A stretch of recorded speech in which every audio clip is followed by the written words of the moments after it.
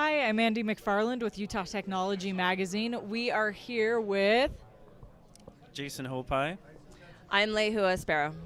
and they are with ShopSuey. And let's start out by having you tell us a little bit about your company. Okay. Do you want to go? So ShopSuey is a mobile app and a back-end platform. ShopSuey is a mobile app and a platform that allows people to search local and buy local. And ShopSuey is all about real-time matchmaking for shoppers, merchants, and malls. And what we're really trying to drive is local commerce and store and product discovery. And we really see this local commerce being a global issue. And so ShopSuey is really a scalable solution for any merchant and any mall to be discovered through ShopSuey, and also to drive intelligence and awareness back to shoppers and the people who need it, which is the merchants and the malls. Yeah. So basically, it's a mobile app, and it's a SaaS platform. But our whole goal of the product is to drive foot traffic to brick and mortar. Fantastic. And I know not all small businesses are located in malls, obviously. And so what's your solution for small businesses that maybe aren't in a mall situation? So we call a collective of merchants a marketplace. And we call them a marketplace because of what you just said. A lot of retailers don't fall into a mall. And so think of them as a shopping neighborhood, or in San Francisco there's Union Square. And so we call those a marketplace. And so we still service them, and we basically provide a map for shoppers to get around so they can locate their stores, and on top of that figure out what type of offers or events are going on at those stores. Perfect. And then you guys just got done making your pitch just a little while ago to the Wayne Brown Institute. And so how did that go? It was good. It was good. It was a lot of fun. I love pitching. I've done it a bunch over the last year. And every time you do it, it's always a different crowd. And it's great to, kind of absorb the energy of the crowd and kind of see who's out there in the crowd and kind of how they respond to your new pitch or the new style that you have to deliver, which is different every time you do it. So it's a lot of fun. And how did you get involved with the conference, like from the beginning? So we met a gentleman by the name of Fred in Hawaii. It was at another event. It was more for commerce and startups in China. And Fred introduced us to Brad, and from there we started talking to Brad and meeting other people that were involved in WBI, and it's been really great. Yeah, so we started with the Deal Forum, which was a little bit earlier in 2013, and from the Deal Forum we were selected to be at the Investor's Choice, and we're really glad we were. It feels good to be out here and make new friends. Fantastic.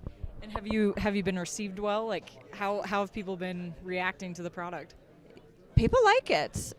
What's I think probably one of the most surprising reactions is that a lot of the guys, there's a lot of guys here, they're coming up and saying, it's really cool because it's actually a tool that I would use, and it's shopping. And most people have this visceral effect to shopping, especially guys, but so that's been good.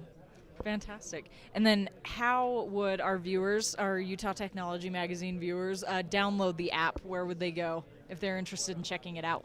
Yeah, so we are available on iTunes. If you just look for ShopSuey, you'll find us. Our Android version is in development right now. It's almost done, so it'll probably be out, I would say, in about 2 weeks, maybe 30 days. Fantastic. Yeah. And then just one more question on the technology side. How have you found what differences have you experienced developing for Android versus Apple apps? Because I know as we've been working on our magazine, trying to get it across Android devices, it's a beautiful thing. Android is great, but it's also a challenge, to develop. There's so many differences from submitting the app, the process of submitting the app, to just the different platforms.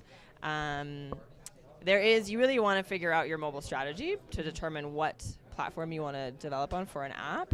But probably the biggest thing that you'll hear is device fragmentation and even software fragmentation. Android keeps coming out with new software updates, but because they have so many different devices, you're really talking about a number of different combinations of software and devices, and so it becomes sort of a development and testing nightmare. So you really need to figure out what models you want to support that are going to capture 80% of your market. And which models, can I ask which models you guys have chosen? Yeah, we decided we are supporting the Nexus 5 and the Galaxy S4, and those are the only two we're supporting right now. Fantastic. Yeah. But and I think because there's so many different form factors for the devices, those screen sizes will allow the application to look beautiful and work well on other things as well, like the Note 2 and other things. But when she's talking about devices that we focus in on, that's what we optimize our development to look good on. But it's going to work on other Android devices as well. But that's really the difficulty that you're talking about, is that you actually have to select a couple of the 1,200 different Android devices to figure out which one do you want your product to look best on. So. And thank you for clarifying that, Jason. That's really important. Guys, please download this. If you have any Android device, go there, get it. It's amazing. I checked it out, and it's pretty impressive. And I think it's such a huge solution for small businesses that have been competing with Amazon and stuff like that, bringing it back home. So you were really trying to level the playing field. So check it out. Businesses, check it out. These guys are the guys to talk to. Thank you so much, and we will talk to you more later. Bye. Thanks. Bye.